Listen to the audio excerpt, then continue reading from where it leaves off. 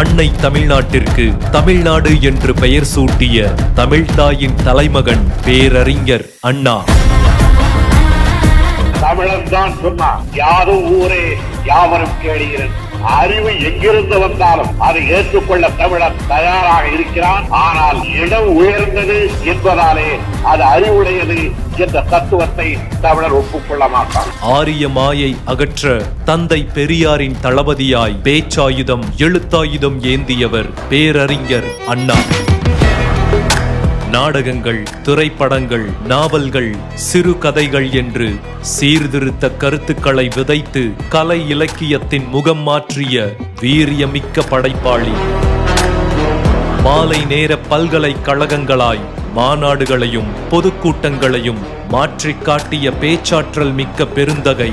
என்னுடைய லட்சிய பயணத்திலே நான் போக வேண்டிய தூரம் நெடும் தூரம், நான் பட வேண்டிய கஷ்டங்கள் ஏராளம், நான் சிந்த வேண்டிய ரத்தமும் ஏராளம். இதற்கு நான் என்னை தயாரித்துக் கொண்டிருக்கிறேனே தவிர வெறும் ஓட்டுக்காக இருக்கிறேன் என்று அருள் கூர்ந்து கருத வேண்டும்.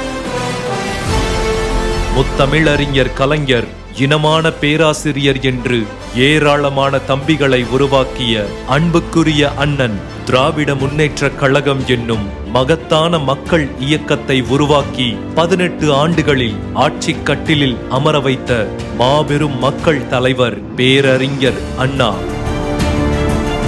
இந்தி திணிப்பு என்னும் இருட்டு இந்தியாவை சூழ்ந்தபோது தமிழகத்தை சூழாமல் தடுத்து நிறுத்தியவர் அறிஞர் அண்ணாதான். சீனாக்காரன் படையெடுத்தான், இந்தியிலே பேசியார் நாமெல்லாம் ஒன்றுபட்டோம். பாகிஸ்தான் படையெடுத்தது, இந்தி படித்தவர்கள் மட்டும்தான படைபலத்திற்கு போனார்கள்.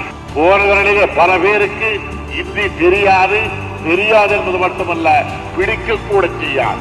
1967 தேர்தலில் அண்ணா தமிழ்நாட்டின் முதலமைச்சரானது இந்திய அரசியல் வரலாற்றில் இணையற்ற புரட்சி.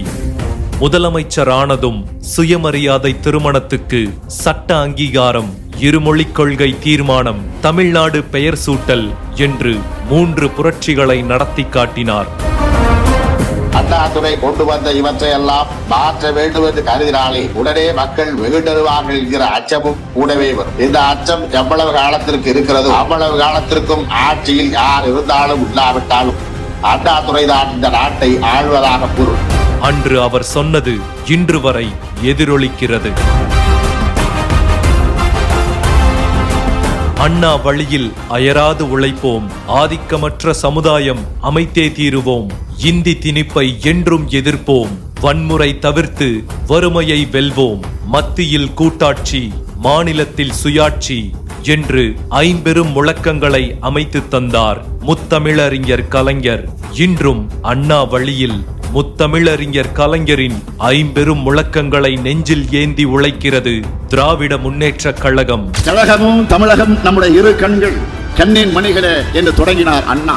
அண்ணா வழியில் அயராது உழைப்போம், கலைஞரின் கட்டளையை கண்போல் காப்போம். அண்ணா வாழ்க, அவர் மூட்டிய தீ பரவட்டும். கழகத்தை தொடங்கும் போது அண்ணா எந்த கொள்கையை உருவாக்கி தந்தாரோ அந்த மொழியுரிமை காக்க, மாநில உரிமைகளை நிலைநிறுத்த, மதச்சார்பின்மை காக்க அயராது உழைக்கும் நம் கழக தலைவர் முத்துவேல் கருணாநிதி ஸ்டாலின் அவர்களை மீண்டும் முதலமைச்சராக்கி திராவிட மாடல் ஆட்சியை தொடரச் செய்ய பேரறிஞர் அண்ணா பிறந்த நாளில் உறுதியேற்போம்.